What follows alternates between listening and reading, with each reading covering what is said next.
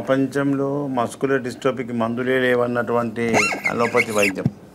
పెద్ద పెద్ద corporate hospital కూడా ఈ మస్కులర్ డిస్ట్రోఫీకి మందులు లేవని పోయినటువంటి వాళ్ళని డిప్రెస్ చేసేది. అది ఎందుకంటే చిన్న పిల్లల్లో 10 ఇయర్స్ లోపల 10 సంవత్సరాల లోపు పిల్లల్లో మీ పిక్క మజిల్ తోడ మజిల్స్లో బ్యాలెన్సింగ్ ఉండదు. నడుస్తుంటే వాళ్ళు నడకలేక కింద పడిపోతారు. కూర్చుంటే పైకి లేవరాదు. దాని మజిల్ ఫంక్షన్స్ పోతాయి అన్నమాట. దాన్ని మస్కులర్ డిస్ట్రోఫీ అంటారు. అది కొంతమంది హెరిడిటరీ వల్ల వస్తుంది, కొంతమందికి అక్వైర్డ్ వాళ్ళకే తినే ఫుడ్ పాయిజనింగ్ వల్ల కూడా వస్తుంది.